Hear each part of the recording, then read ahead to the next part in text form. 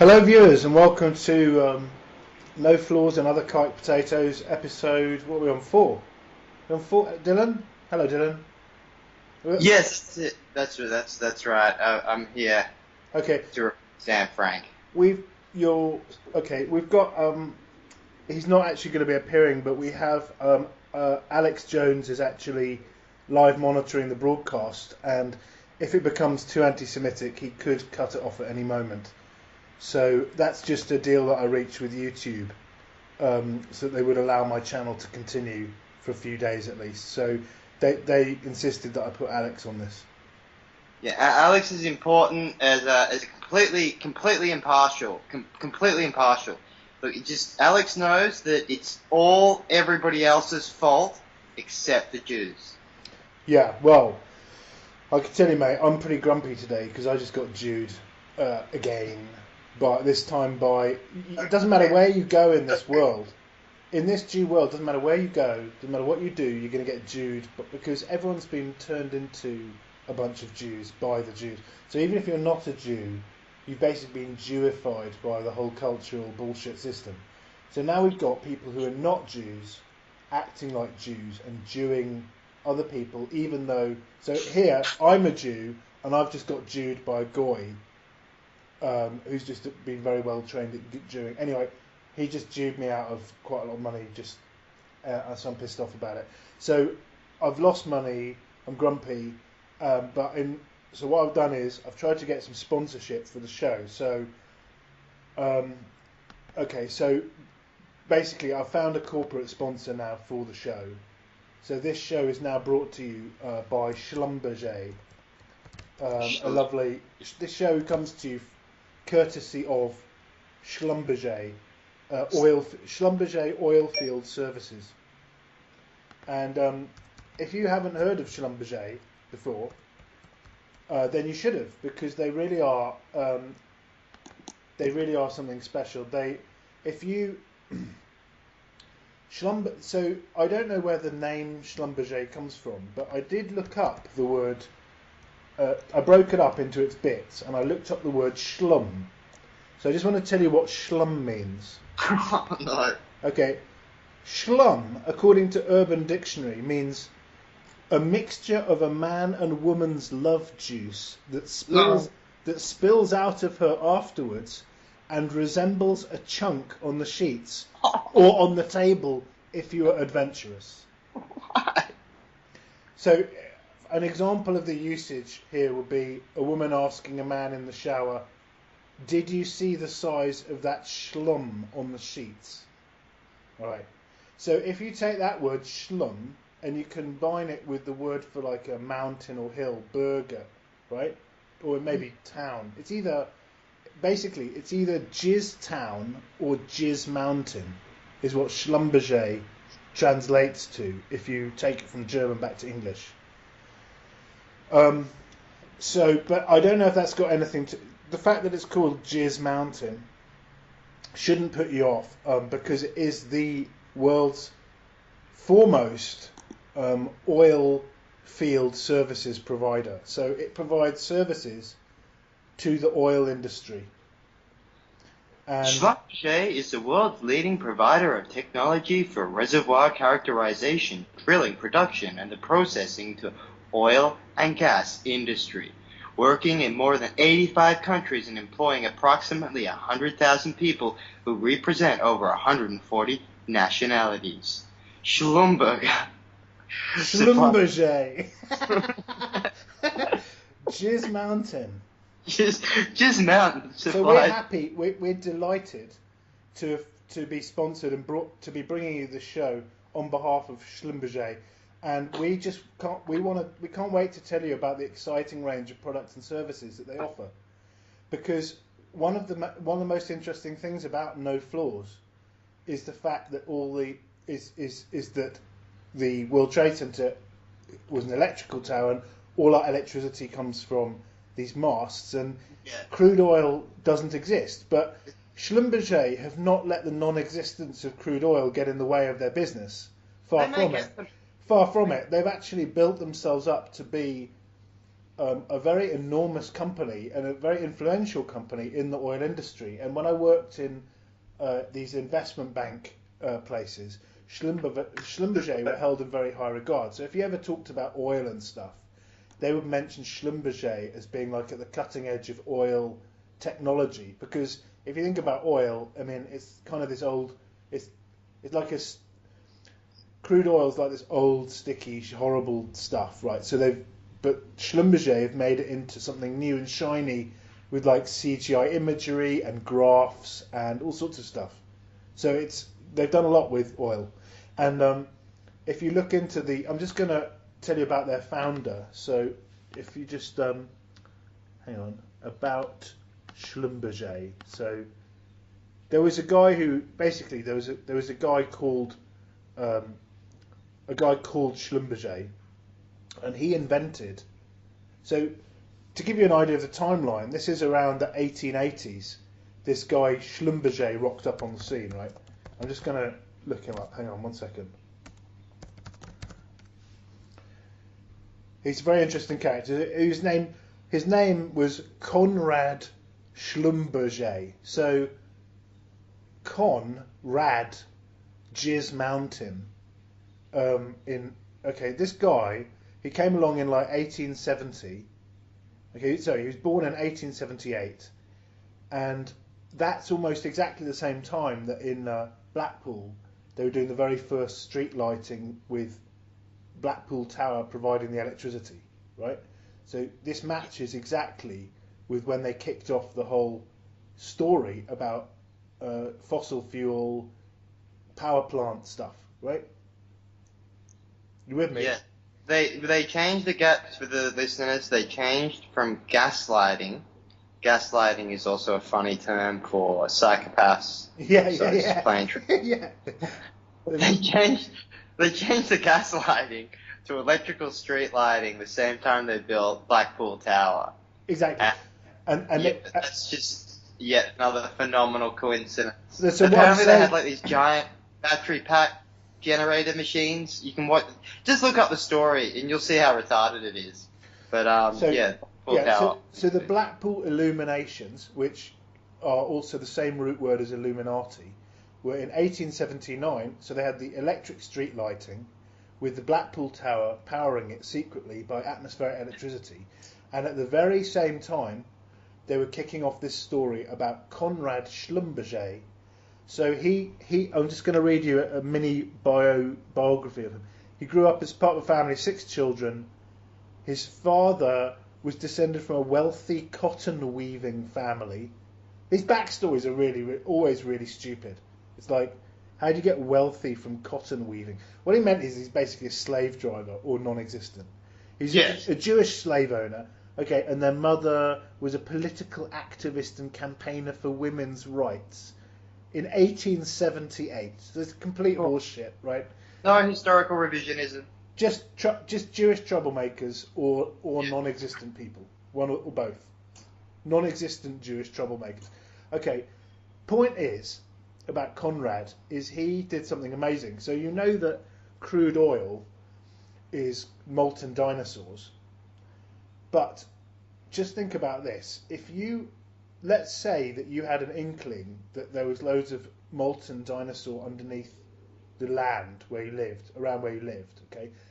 And you really wanted to get to it because you wanted to have some streetlights. So you want to have some streetlights because you keep walking around in the dark and bashing into things, okay? No, you have gaslighting. Oh, sorry. Okay. So you're wandering around. Not the gaslighting for the Jews, the actual gaslighting as in lights that work on gas. All right. So you've got some like not oil lamps. Again, the oil lamp story of Hanukkah is all linked to the oil fraud. So I don't want to get into that. But you've got some kind of gas lamp thing maybe, right? And you're pissed off because you want electric lights, even though you don't know they exist. Okay, but you think, why can't we have fucking electric lights, even though they haven't been invented? Okay?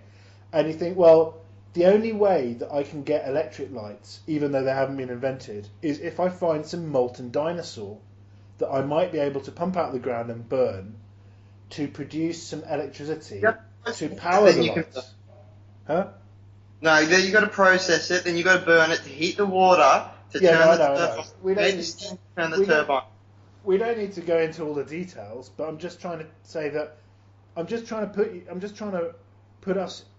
Let's think ourselves into the situation of Conrad Schlumberger.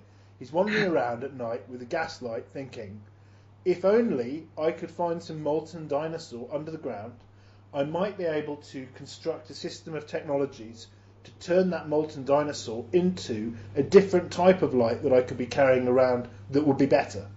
Even though, Isn't it funny that dinosaurs were only just invented?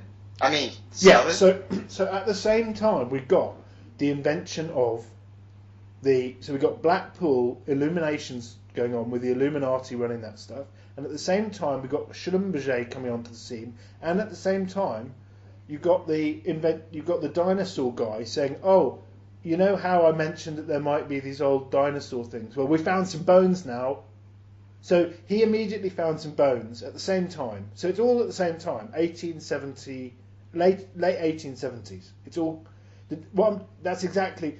It's all kicking off in concert at the same point in time. The dinosaur story, the electric lighting story, and the Schlumberger story. Now the Schlumberger story is interesting because he was so ahead of his time. So he was wandering around with a gaslight, thinking, if only I could find some molten dinosaur. Okay, and now he knew intuitively that he needed to find the molten dinosaur because he maybe had a vision of a time when the molten dinosaur could be used to make a better type of light than his gaslight somehow. Okay, so he thought. Well, he woke up from that vivid dream, and he thought, what's the best way to find molten dinosaur? Because I can't just go around drilling holes here, there, and everywhere. I can't just. I only own the land that I live on. I can drill down there, but what if I don't find any molten dinosaur? Like, how am I gonna drill in a way that's likely to find the molten dinosaur? And so he thought, why don't I come up with an amazing technology to discover, even though no one's found any molten dinosaur yet, I'm going to invent a thing that helps people locate the molten dinosaur. So what Schlumberger did is he took an early, this according to his biography, he took an early interest in earth sciences and developed a particular interest in prospecting for metal ore. Okay, so he's looking around for metal, and he realised that he could find metal hidden in the ground because it has a different electrical conductive properties to the earth. So what he could do, he realised cleverly, is if he could generate an electric field below the ground and measure the voltage at the surface and map that to show lines of equal potential called equipotential curves, then he could look at them and find the metal without drilling.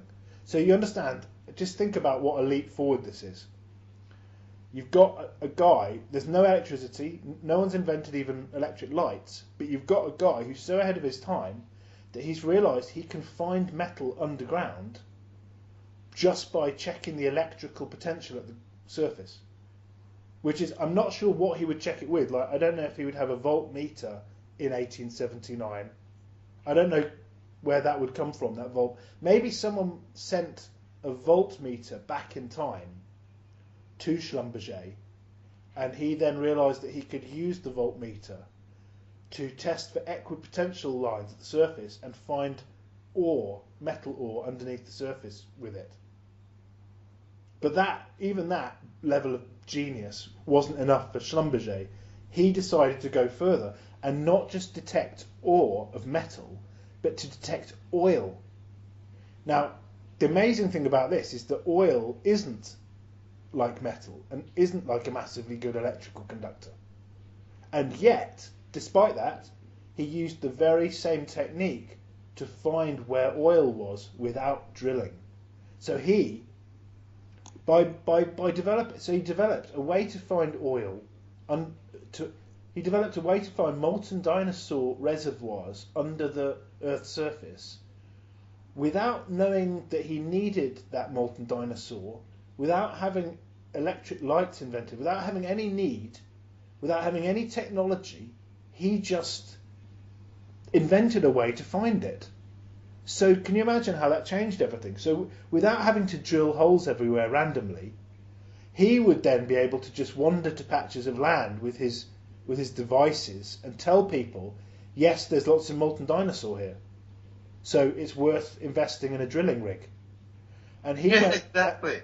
And then he went on to so he founded this company that developed incredible technologies now to find the molten dinosaur and to do all sorts of things. It can do far more than that now. They can find, so they're into fracking. So his company can tell you exactly how to optimize the amount of gas bubbles that come back when you pump the water into the ground to do the fracking.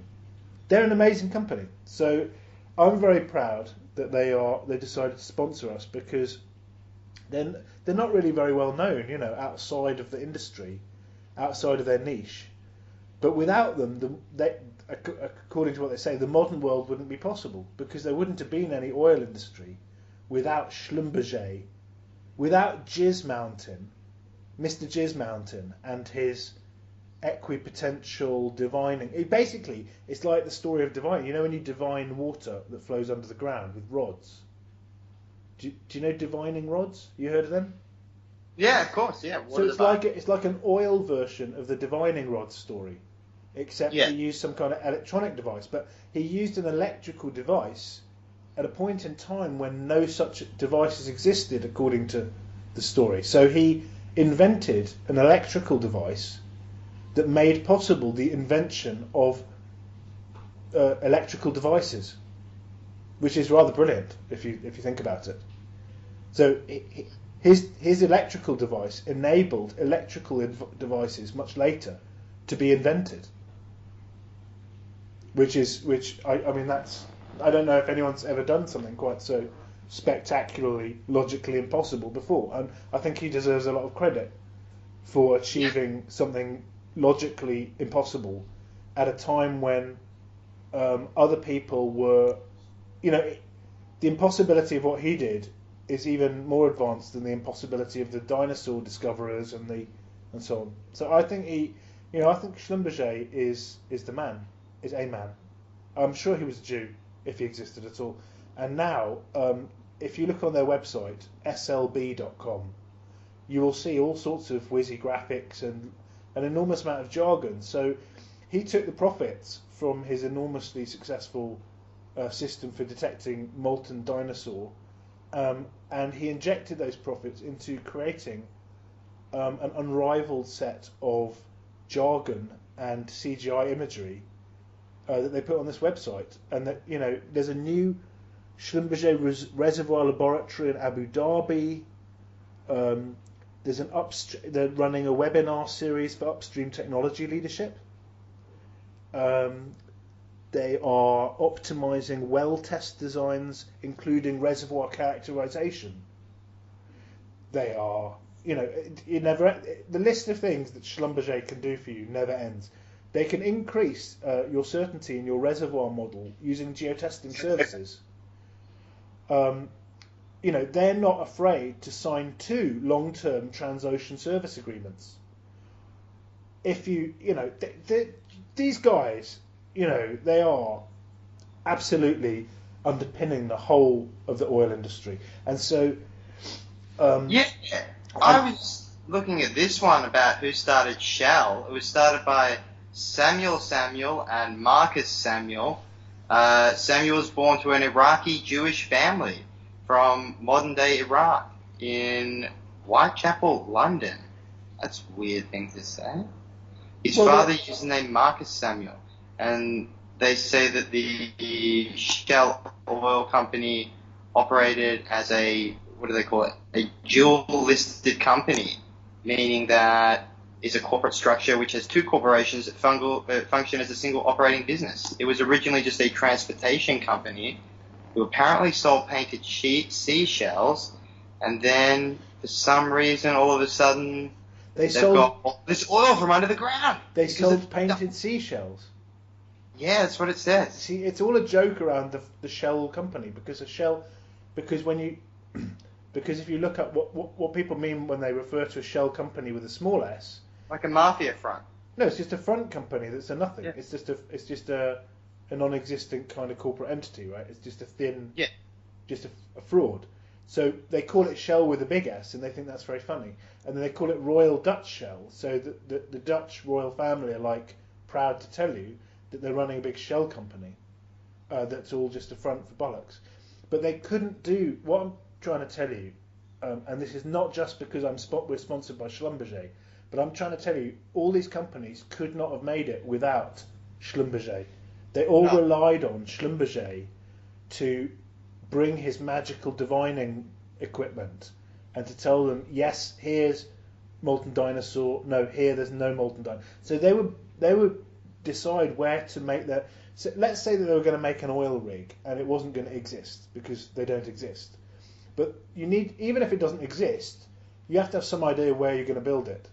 So if you want to build a rig that doesn't exist, the people and you want to know where to put it, people to ask would be Schlumberger. So what they will typically do is that if it's an oil rig, they will just find somewhere which is not near any commercial or public shipping lanes, and they will say put it there, because then no one will be able to see, no one will be going anywhere near it to verify if it exists or not.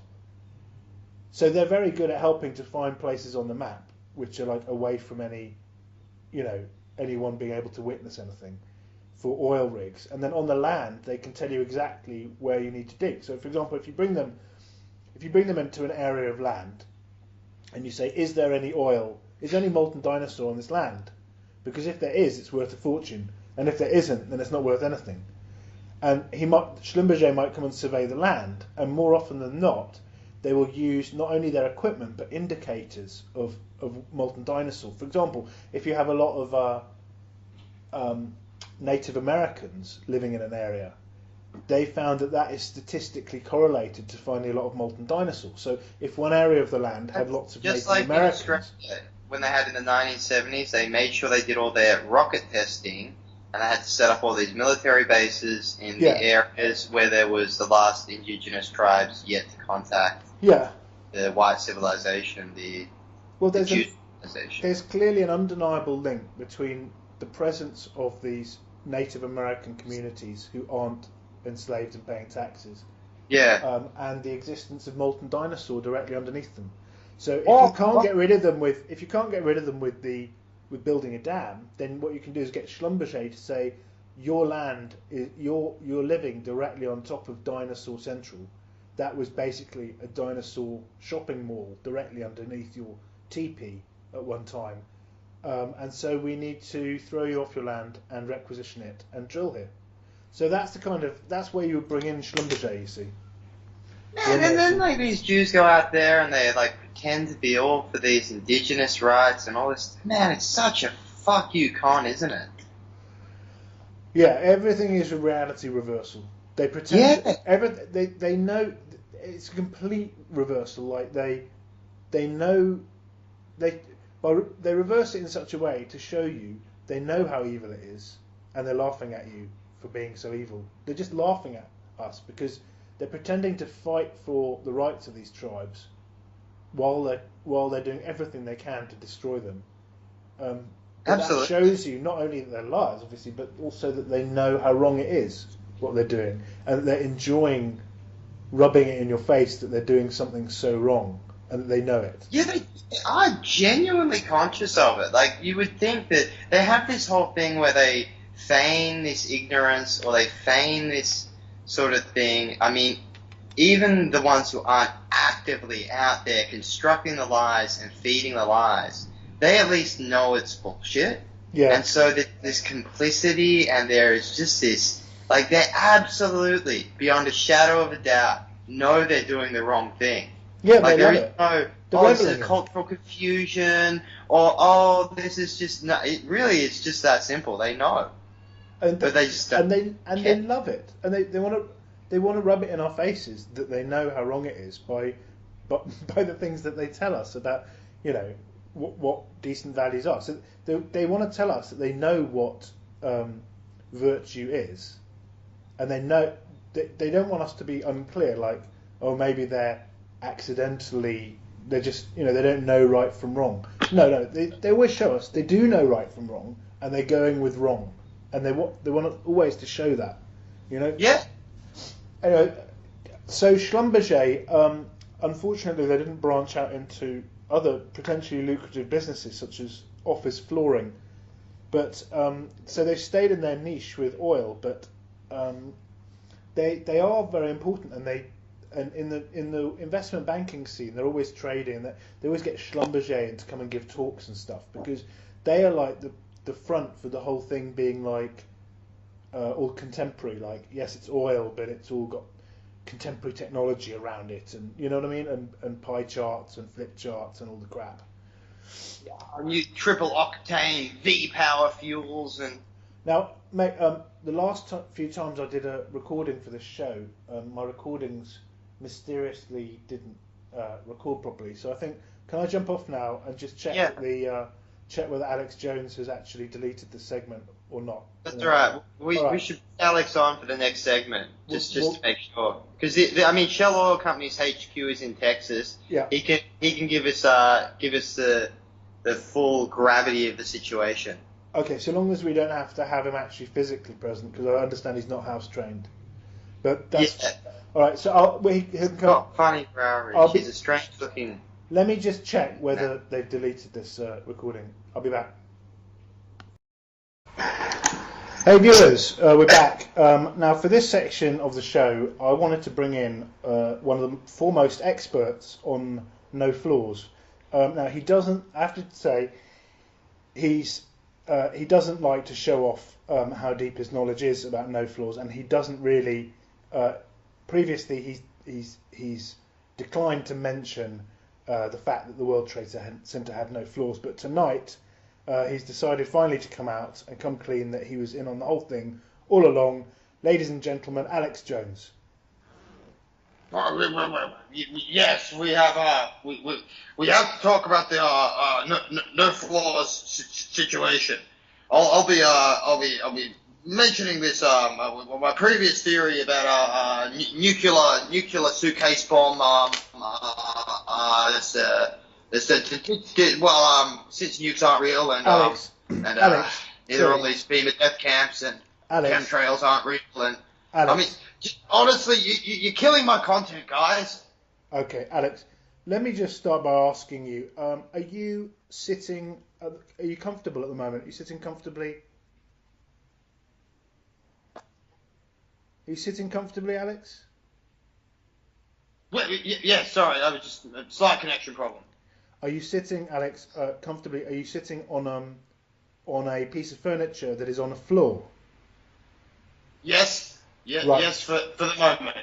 Am I to understand that the CIA in general tends to work in offices which have floors? They have been known to operate in buildings that function as office space. With floors. Okay, so tell me. Tell me, why is it, Alex, that you decided to not talk about no flaws when you're a truther? Well, I thought it was more important to let the viewers know about my new gravity water filter. You've got to buy the only water filter that will protect you from chemtrails. The gravity filter. It's my Jewish wife. She's my Jewish wife. If you call Jews a problem, you have to go through me. I'm not a Jew. It's not the Jews. It's not the Jews. It's not. It's everybody but the Jews. Because in previous shows, we have blamed the Jews, and because of that, both YouTube speech. I hate it. Because YouTube and Vimeo both now just deleted my channel in the last few days completely. So they both just deleted the whole channel because we said mean things about Jews on this totally satirical program, which is obviously satirical, and I'm Jewish.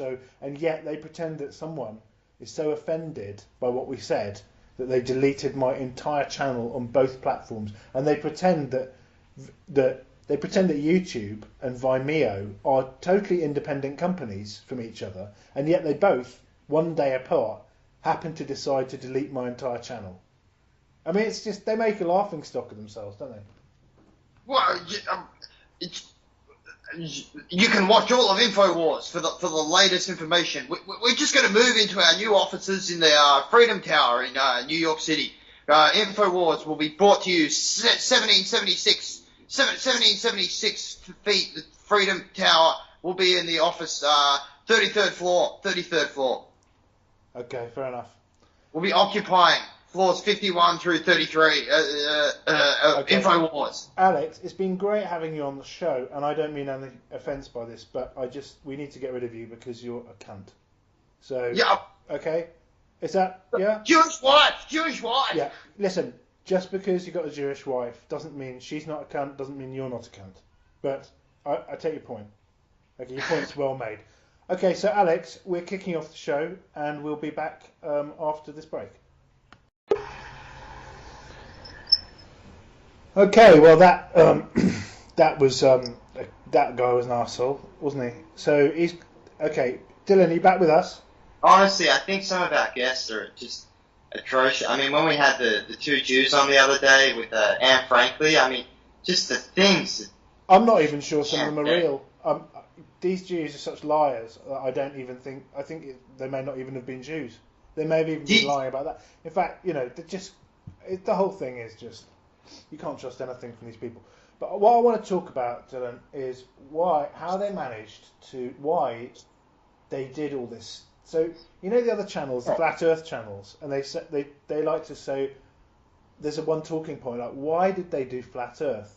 And you get the shill guys like Eric Dubé saying, you know, and he goes into this long kind of poetry, like a long Hollywood speech thing. It's probably written by a Hollywood guy. Right? But they don't actually deliberately just completely misses actually the straightforward point that the flat Earth is just one component in a whole false knowledge system, and even the false knowledge system, which is all false, the whole false science system. Maybe the false epistemology, that single piece of, but it is it's the key that is the part to the whole, which is this whole matrix of bullshit. Well, yeah, so you've got the flat Earth, which is part of false science, right? So they try to gatekeep it. There is something which is just, you know, false science, of which actually flat Earth is one component. So when all these channels still keep banging on about how the flat Earth is the biggest deception of all time, this kind of thing, it's not even a thing that you can compare to other deceptions, because it doesn't stand on its own. It is not a deception that stands alone from other stuff, right? It is just part of a whole system of bullshit science. But then the bullshit science is also just part of a system of a bullshit culture. And this is what I want to talk about, because bullshit religions and bullshit. The whole culture is a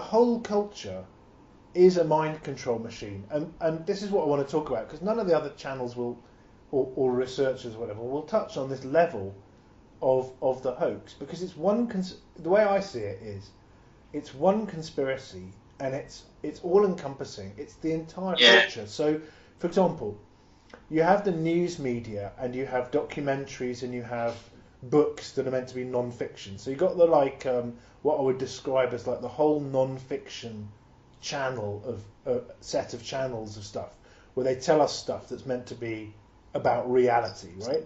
Yes. But that's just one set of channels, and then there's another set of channels which are the fiction. So all the movies, the novels, the theatre plays, the whatever. It could be any format, but it's the fiction format, the fiction channel, right?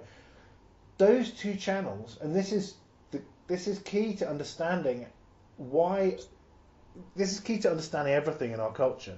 Is that the two channels are both operated and generated and controlled by exactly the same group of people, and that they're there to support each other mutually. So when you've got some new bullshit you want to roll out, you roll it out on both fact and fiction platforms. So you need to create some fictionalized version of it.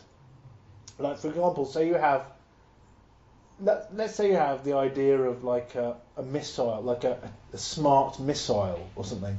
So you start making stories in quotes fact thing where it's like they've developed tail fin guidance systems or this and that, or they've developed a BLU unit you can strap to the back of a bomb and turn it into a JDAM guidance. Well, this kind of crap, right? They put out about in quotes fact.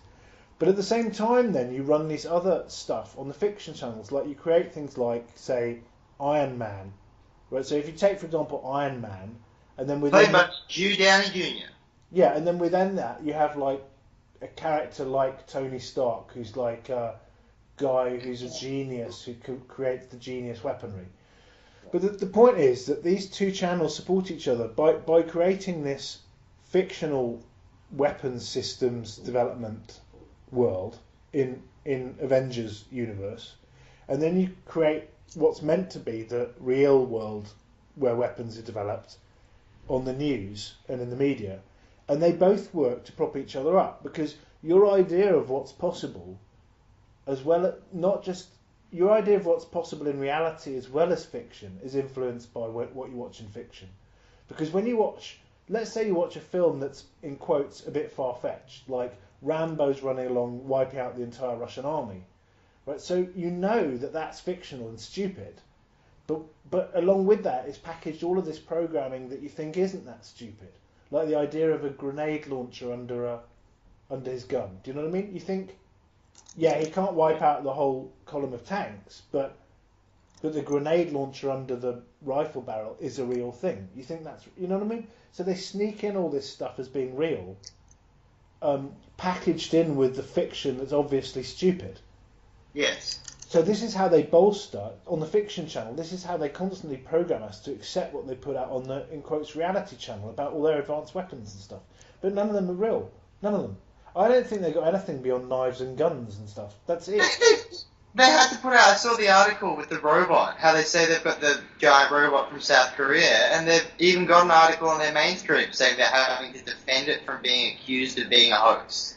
That's how fucked they are. They're so fucked that they decided strategically to start making everything, all our bullshit, just CGI stuff. So they decided, hey, you know what we're going to do? We're just going to pretend that we're making robots, get the Transformers guy in, make some footage, say it's real, and put it out there. And they thought that's generally how that they would proceed with bullshitting us from, right? But it's gone completely tits up, because if people just see it and they go, that's bullshit, then all they can do is have an article where they're pretending to debate it, and then, you know what I mean? Like, they didn't anticipate having people call out reality as being CGI bollocks. They weren't really ready for that world. You know, they thought that they could put this stuff out and we'd accept it. And they didn't really prepare for it not being accepted. But now it's just generally not accepted. If they just chuck out some bollocks and say, you know, hey, this is going on, you know, they chuck out an animation of a robot that looks like a Transformer and they say it's real. Well, if people say that's not real, they've not left themselves anywhere to go. They haven't made any physical fake robot that they could show. They couldn't wheel out anything that looked a bit like it. They can't do anything. What can they do? They don't even have the prop. Now, that's the biggest problem. I think, because they kept doing that with movies where they wouldn't make a whole animatronic or a whole prop robot. They started just making the parts that they needed and CGIing the rest. And that's just obviously flowed over so smoothly into, like, you know, their propaganda machine. Whereas, like, as all the television and all the films became full of CGI and then suddenly became all CGI, they did the same thing with their but the difference was people knew they were watching movies, so they were willing to accept that level of fakeness. They'd accept the level of crumminess in terms of, like, an actual prop or a model. Yeah. Like, there's just, you know, you're breaking the fourth wall. Like, you're shattering your illusion. They've really done that, and what they've done, they've broken it. And the problem is that they've broken it really across the board. I mean, on YouTube, there are fucking shattered. On YouTube, there are many channels which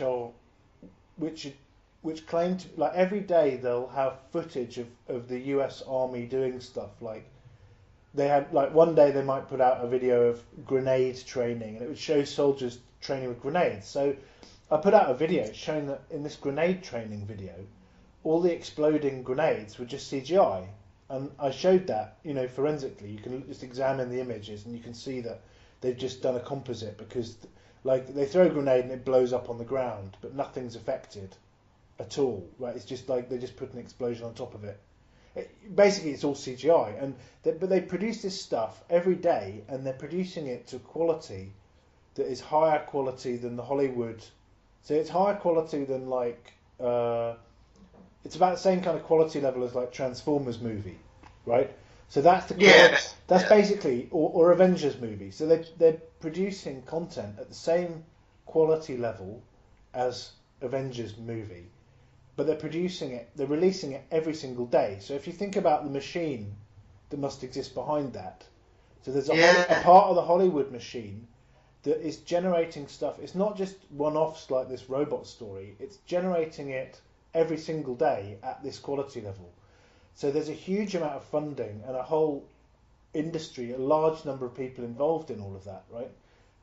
And they're doing it as an alternative to there being a real army with real weapons. So every single thing that they show is fake. Like they'll show these guys are using this, laser on a boat to shoot down missiles, or these guys are using artillery with laser guidance, whatever the hell it is, right? Every single thing that they show is fake. It's all just fake. But they have gone to great lengths to make it look like what we think, what they imagine we're expecting to see if we see real soldier training footage, right? But it's all fake. Not a single thing, not a single piece of equipment they use is real. Yeah, not a single weapon system is real. Yes. So what they've done is they've built this whole Hollywood machine to constantly churn out stuff, which is all CGI. So for example, they had an amphibious landing vehicle which they claimed transported like a dozen tanks across water, and they just released this footage of it that's straight out of a games rendering engine. They're the stupidest things ever.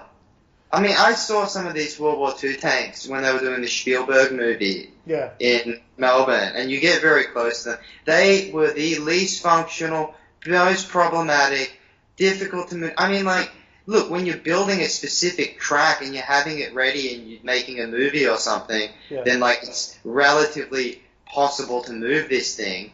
Like, functional. Imagine trying to go over fresh terrain. Yeah, you have to make a fucking road for it. This whole thing, there's so much wrong with all of it.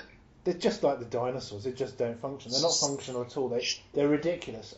But what I find a bit so many people think this Saving Private Ryan shit is real. It's worse than the Holocaust. What I find is very strange is that they will put out stuff that's so stupid and low quality that it is now what they're doing. They're putting stuff out that's low enough quality that it's constantly getting busted. And what surprises me is they don't seem to appreciate how much damage they do. Yeah. If they put out one thing that becomes known widely to be fake in their military feed, like for example, if it became widely noticed that the grenade explosions in their grenade training were not real, that then puts every single thing they do at question, because you say, well, if you're faking hand grenades, and hand grenades are they're not even new and flashy technology. It's a very small part. Well, no, I mean, they're old, right? Hand grenades are supposedly around since the, 1910s or 20s. Or, war films you've seen where the grenade and the armor and the blood. Even in World War One, I think they had some kind of like stick explosive thing story, right?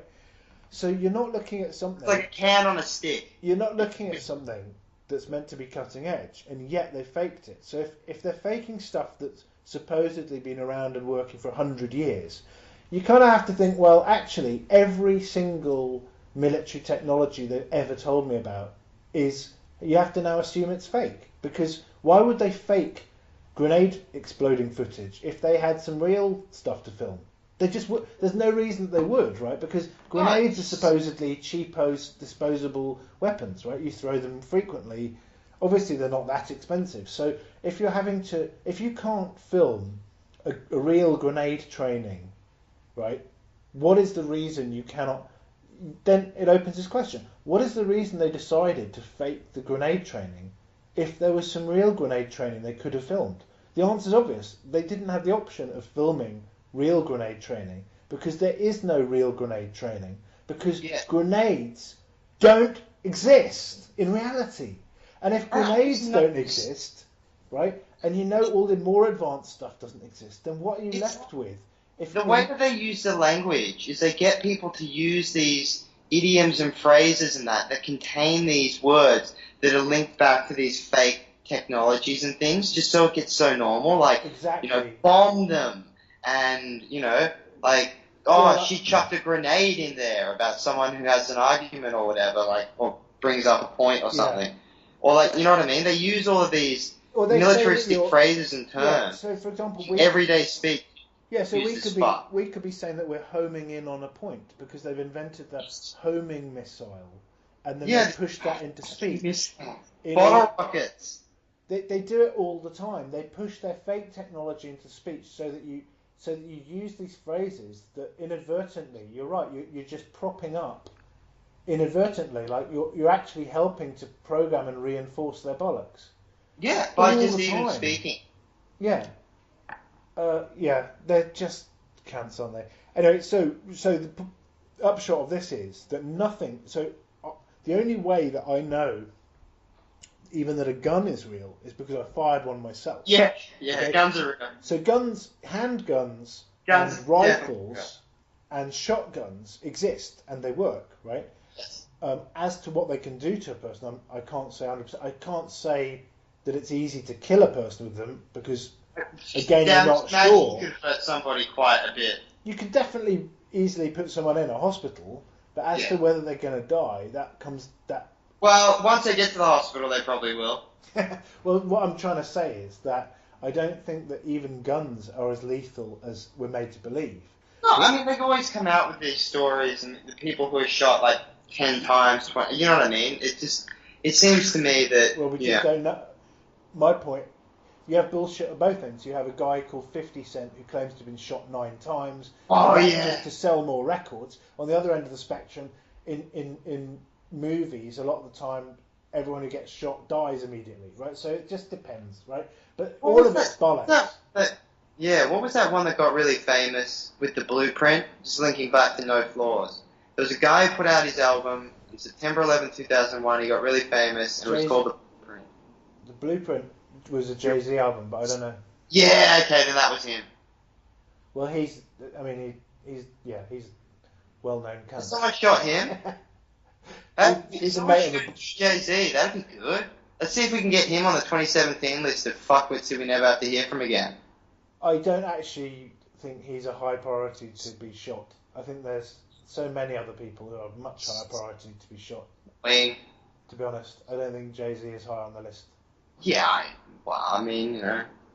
At least he produces some music that's nice to listen to. Whereas, I mean, the other people, they don't do anything positive. So I'd say leave him. But anyway, so all the weapons are hoax. Yeah, weapons are hoax, these battles are hoax, these millions of Japanese lining up on beaches and shooting at... It's just... When I had to do the recreation for the Steven Spielberg thing, it made you realise just how fucked-hearted the whole scenario So when people discuss how political Star Wars is, for example, let's just have a rethink about what something like Star Wars is doing, because it's the number of levels on which you're being programmed by Star Wars is much higher than anyone realised previously, because even the merchandising, Star Wars makes more money from the merchandise than from the films. I'm not talking about the making of money. I'm talking I about. just mean think about those toys and those things and those images, these characters. It's everywhere. It's ubiquitous. So so much flat Earth, so much sphere Earth programming goes into those, but then also so much war and emotion. Oh, it's just it's very grim. But on the positive side, once you realise how few weapons are real. Then you realise that the whole game of pretending that states have very powerful armies that you should be very scared of is gone. They don't. They don't have them. They just No. don't have these big militaries that you think can like invade you with lots of heavy weaponry. They don't exist. They just don't. It never happens. Jeeps are real. Yeah, I've seen it. I've driven a Jeep, so Yeah, I know Jeeps Jeeps are are real. But you know, you can drive around a Jeep. You can have a Car gun. keys are real. What are car keys? Yeah. Yeah, I mean boots are real. You know those you can get helmets. Yeah, the hats are real. You can get helmets, but I don't Oh, think man. anyone actually wears them. Oh, I bought after September the 11th happened, after the No Flaws incident. Not long afterwards, I went online to an army surplus store and I bought 2 gas masks from. I bought 2 army surplus gas masks from That's awesome. from the 1991 war, Gulf War. and they turned up. And they had these like canisters, which apparently you have to renew every 10 years. That's their life. Their shelf life is 10 years. But I bought 2 of them because I thought if I get nerve gassed and I have a guest round, I don't want to be like, I'm just going next door, to put on my gas mask. I didn't want to be rude. So I got 2 in case I had a guest and we both needed to use them. Really considerate. Yeah. And I offered one of them. I actually offered my uncle, the Mossad guy who was the foreign editor of The Economist until he died until they faked his death in a car crash in 2014. That's your way to go. Yeah, I offered him. I asked him if he wanted me to get him a gas mask because, there'd just been this massive, in quotes, terror attack on New York City, and I thought he might be scared because the news that he was part of were all saying, "Oh, we might be attacked with nerve gas."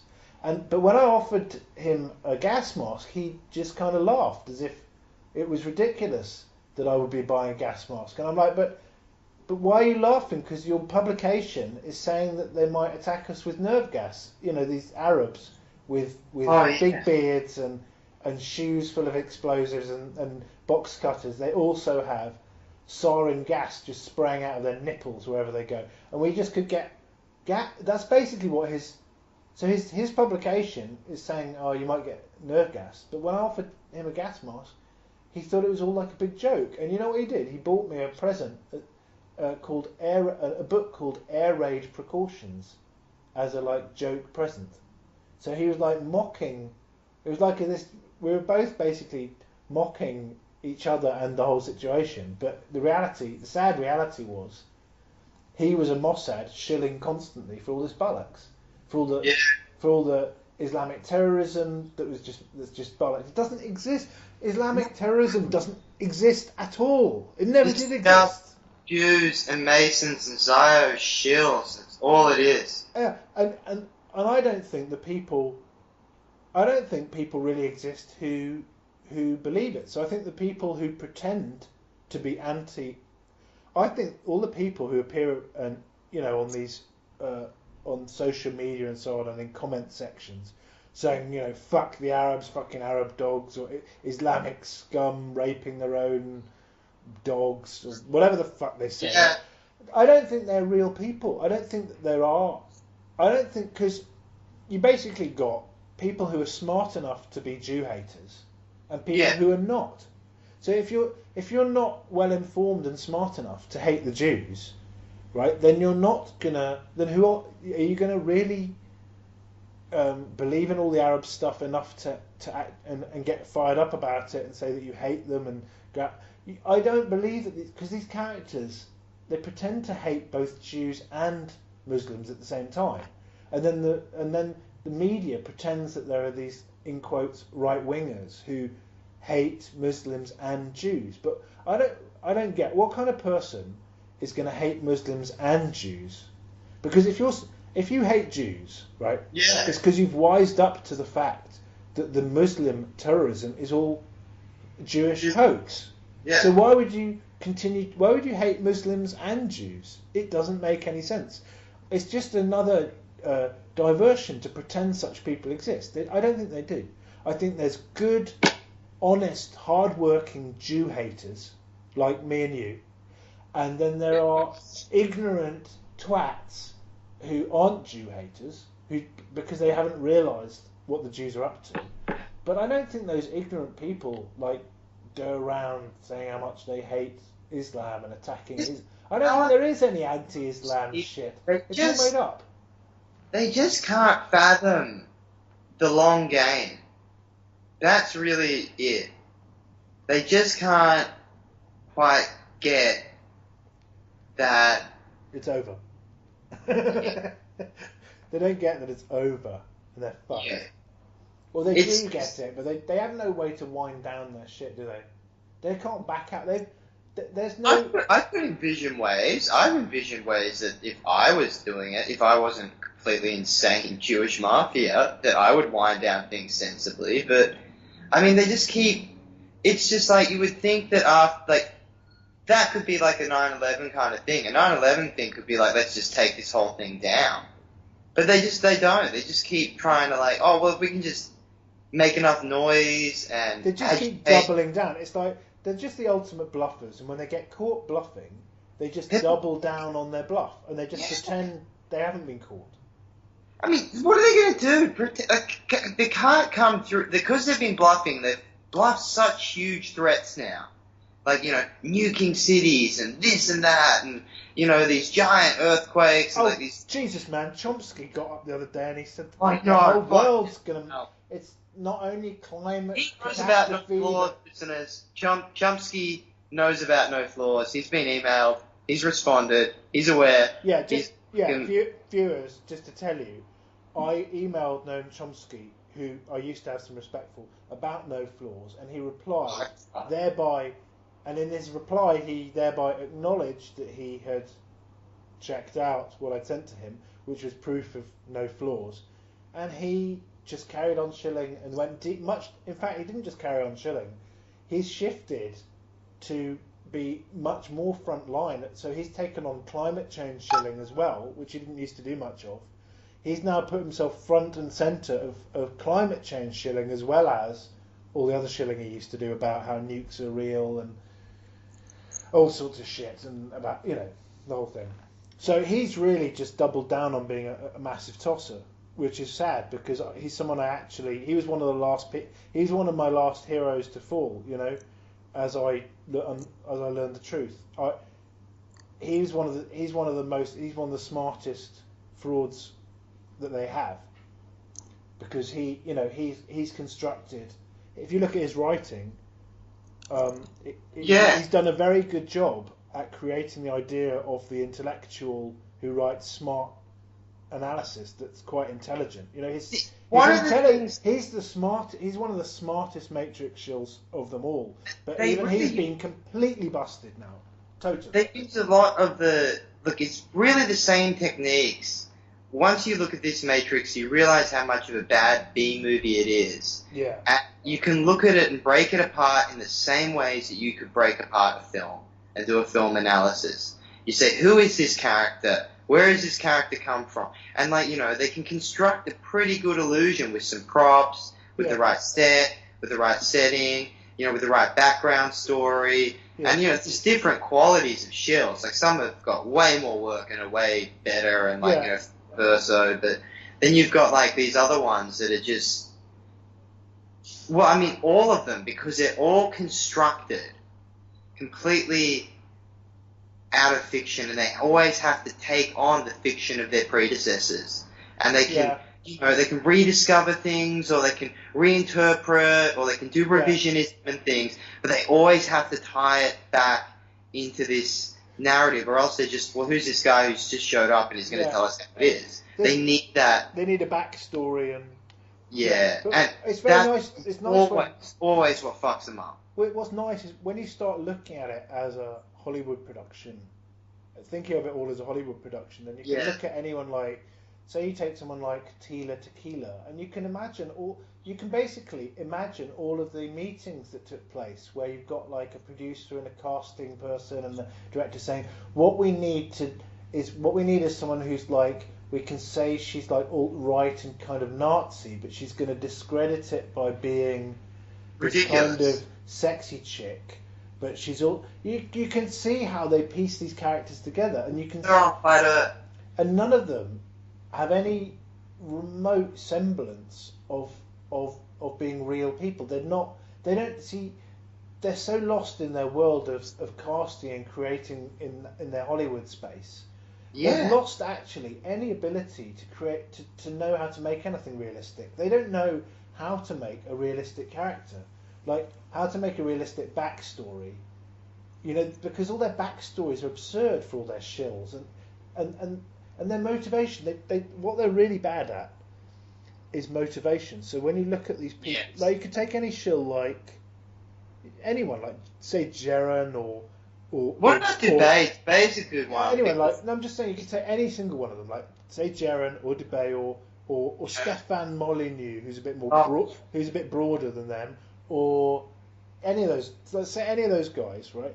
And it's very hard to understand. They don't manage to create a character motivation for, like, what is this? Why is this person apparently sticking their neck out to tell the truth? Like, what is it they're trying to achieve? Why is it they're taking these risks? Are things happening to them that are commensurate with those risks? Because you see, for example, I get my channel taken down. I get my videos blocked. I'm blocked constantly from all the social media platforms, right? All the time. They're constantly, in obvious ways, blocking my material and fucking with me. But you don't see that happening to any of these other characters. So they don't go deep and set up. The shills every day. They don't go deep enough to make these people convincing. They should be thinking very deeply, like, we need to make sure that Jaren appears to be getting his channel fucked with and appears to be censored or what. They don't even think. They don't go deep enough. They just. You know what I mean? They don't make it convincing. They make it like fucking obvious to spot who's real and who's not, basically. Because they do. Because these people, like say Stefan Molyneux, just in really obvious ways, like how come he seems to have this like very high quality setup for recording his videos with a really clean background and good audio, and it basically seems to be done like in a studio, but then he's on there telling you that he needs you to donate, and that he tries to persuade you that he needs to be funded by you, the viewer. But then you think, well, how did he get in? Why did he choose to?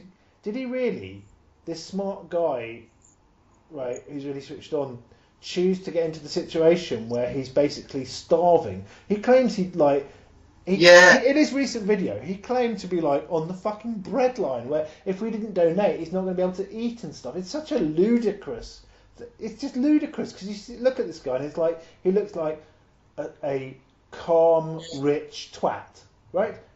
I know what a calm, rich twat, smug twat looks like. I spent my entire life growing up around them. Okay, you don't get someone with his demeanour, right? In reality, saying, if you don't donate, I'm not going to have enough to eat. And he's saying it like if there's no conviction to it. He's obviously never been in anything like that situation in reality.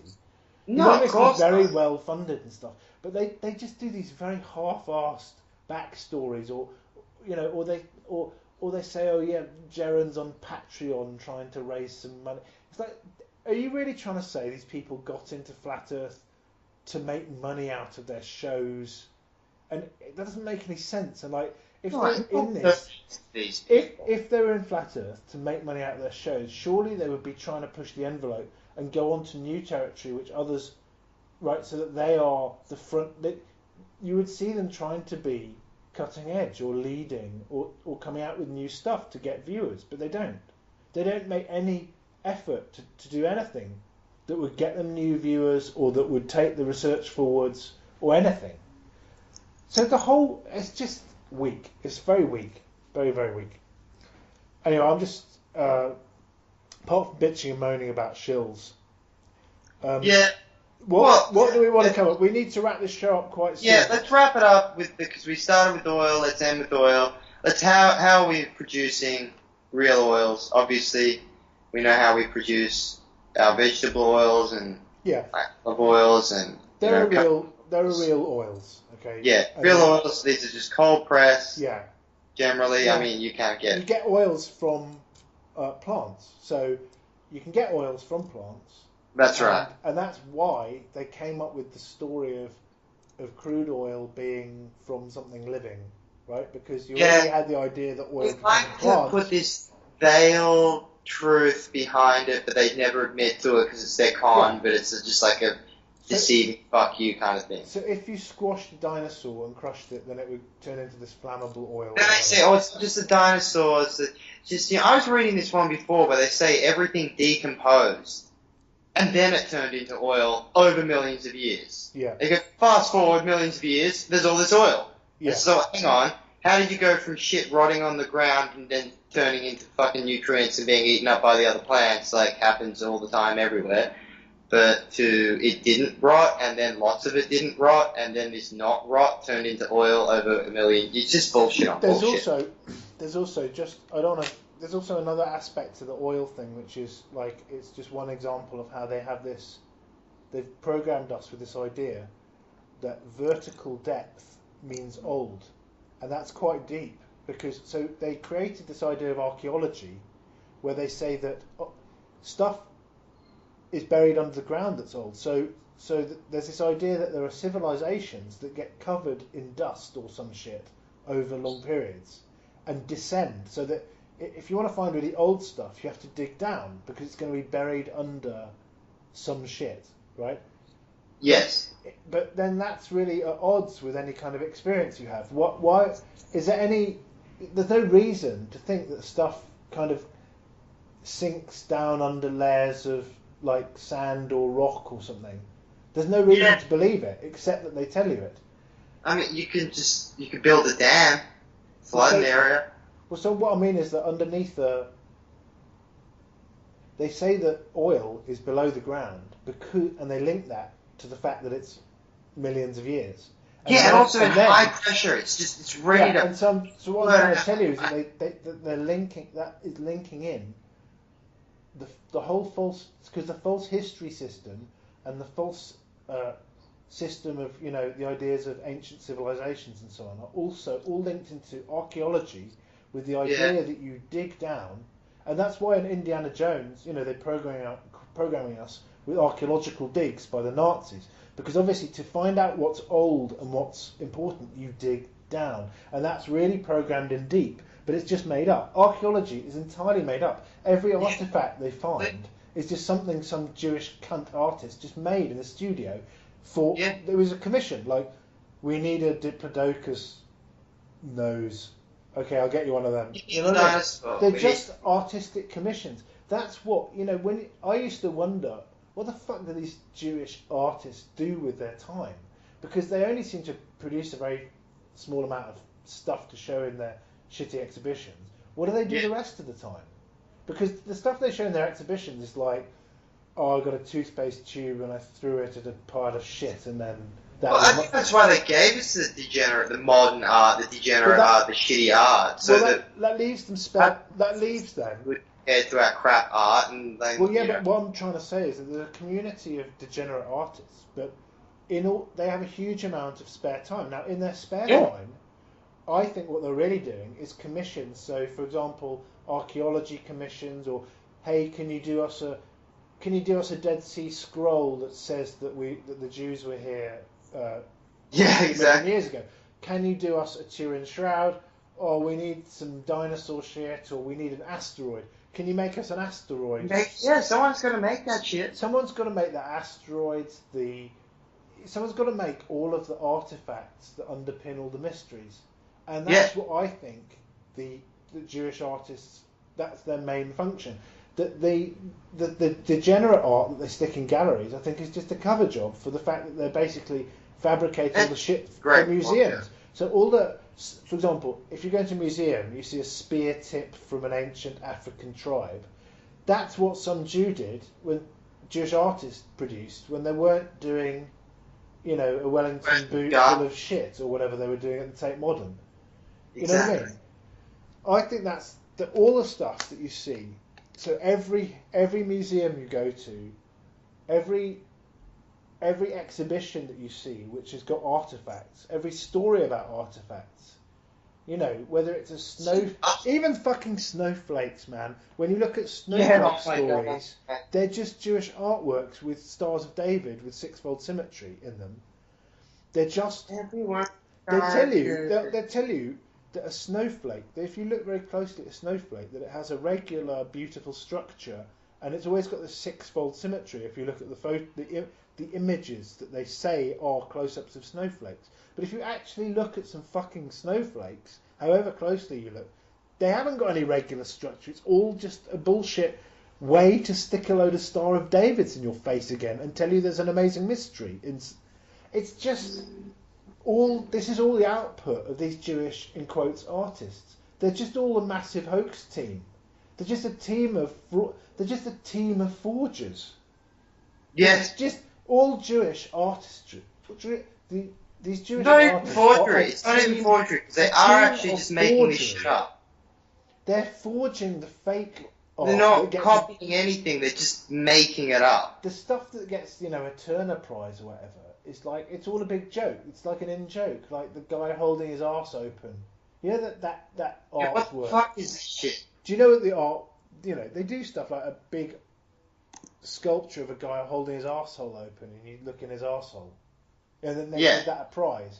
And not They only think do that's they funny. not only do they give it a prize, but they make sure that the image of it goes into that everyone sees it. So Paper. even if you want to opt out and you don't want to go to one of their shitty fake, turbine halls that never had a turbine to look at the art, Yeah. even if you try to opt out, you can't opt out because they'll No. put a photo of it in the press, and they'll put the press where you can't avoid seeing it. Even if you try and not look at the internet, you'll see it. Or you can't avoid seeing the arsehole that they made to mock you. Even if you try and opt out from the world of Jewish bullshit art, it's So terrible. much of this culture is just a mock. It's still Hey. mockery. It is really kind of sick of how much of it is just genuinely laughing at them. But this is one of the things that's really very pathetic about it, is that while they're putting this stuff in our face to laugh at us, because they're laughing at us because not only they're laughing at us at two categories of people. One is the people who don't realise the joke's on them, and the other category is the people who do realise the joke's on them, but they think, well, you can't do anything about it. We can show you the guy holding open the arsehole. We can tell you that he won, whatever prize. We'll just annoy you. We can annoy you as much as we want with this stuff, and you can't do anything about it. So they know that there's a whole audience of people who do realise that they're being mocked, and they're just trying to anger those people. So it's just a wind-up. They love winding us up. Yeah. But they don't think that there's anyone who can actually do anything about it, even if they do realise what a load of wank it is. And they think that people can't... That they've made it so you can't go around saying it's all complete shit, because if you say it's complete shit, they try and pretend there's a category of people who don't understand it. So they try and say it's too clever. They love that psycho babble, and it really is just psychotic babble that they do. Like, They try and make out that there's everyone, everything. like there's a hidden cleverness to the art that only certain people can access. Because usually, with this degenerate art bollocks, the caption tells you more than the caption has more work gone into it than the actual piece of art itself. Yes. So they'll spend longer thinking about what to put on the hilarious and clever caption than the in quote artwork. Mm. But if you took the caption away, then it would no longer be considered a piece of art. I mean, it's the caption that makes it into a piece of art. If you It's like the joke's been made so many times that if you put this stuff outside, people would just throw it. It'd just be rubbish. I just don't know. Like no one would be able to distinguish it as a work of art. But it's not a like hollow. What I guess what I'm trying to say is that although they keep mocking us, it's increasingly just very hollow, because we know that while they're continuing to produce this degenerate mocking stuff, we know we busted all their shit, and we know the score. all their shit. And they know that lots of people have busted their shit and know the score. So at the same time, they are continuing to produce stuff to take the piss out of us, but there must be no laughter left in it for them, because they know that it's busted. Like crap. So they can put like Because I mean, they feel like, well, they can't come clean, and because everyone will just fucking kill them. They are only funded to produce mocking shit. Like, say they're holding the Yeah. arsehole open. Someone's told them, we're only going to fund your life to the extent that you're going to make the arsehole work. That we want you to make maybe some Gandalf funded it, and he said, oh, we want you. He went to some Jewish guy and said, look, what we want is a guy holding his arsehole open. It's going to be so funny because, it's just going to mock them. It's going to be like a massive arsehole. And, they've been commissioned. Now, if they don't do it, they don't have a livelihood. Yeah, exactly. So they have a choice. They either produce the hilarious mocking bollocks and have a livelihood, or they don't have any fucking income. So they have to keep producing it. But question is, who's having a laugh now? Who was having a laugh? Who is having a laugh? I am. Were the funders finding it hilarious before? Did the artists ever find it funny? I mean, they're kind of forced to produce the shit, right? They might not find it that funny. They don't really. Do you know what I mean? It's not that funny. You can't really hear from them. Let's say you have to spend 6 months making a massive papier-mâché arsehole to mock goys, right? And it's your commission, right? But you don't have any other source of income, so you just have to do that. I mean, are you going to work laughing every day at how funny your shit art is that you're making? No. No, so it's your backer who's finding it funny. The guy who's paying you. He's probably laughing at you because you've got to do it. Well, like Saatchi or whoever it is that's paying for it, or some Gandalf behind Saatchi, they're finding it funny. But what I'm trying to come to is trying to say that the Jewish artists who are making degenerate art are probably not enjoying the thing at all. They're probably not having the laughs. They're not making much money. They're having to do very demeaning work. So although it's meant to be demeaning to the viewer, it's equally demeaning to the artist to have to produce a big papier-mâché arsehole. Because they might have dreamed of actually making something good of their lives, and that they wanted to create something of somewhat worthwhile, but instead they can only get commissions for mockery that's like deliberately shit. Yes. So it's miserable for them. So, again, I just urge people to think that not all Jews are. It's not really the case that like the Jews are all having a great time with their bullshit. I mean, that's why so many. Have you ever been to viewers? Go to the Jewish area in your town if you want to see the most morose. Yeah, they're not laughing. Listen. Self-hating. I come from Hampstead, and I can tell you that they are smug as fuck. They've got a smugness. They're smug and they're wealthy. When you scratch behind that, they hate their lives. They do. And they hate Gandalf, and they hate each other, and they hate the whole Jewish thing. There's no pleasure. They're not really. What I'm trying to say is, and this is really to the non-Jews out there who don't get a chance to see inside the scene like I have, is that the Jews don't enjoy life on top, in quotes. They're not because they're not really on top. Yeah, they're no more on top than the Goyim are, because there's people above them that are fucking them and have them in a matrix just as much as they have the Goy layer in a matrix. These Jews, they've got to make the fake art, so they've got to do the fake. They've got to do the hollow hoaxing. They're scared. Like, let's say that they want to break with the Jews, they want to make some Goy friends. They're scared to make Goy friends because they feel they're not trusted by Goys. They can't. There's a trust problem. That they have to watch what they say because of the secrets that they've been told to keep. So I used to really find it weird and unpleasant that Jews that I knew didn't want to hang out with anyone who was not Jewish, and they would go all exclusive.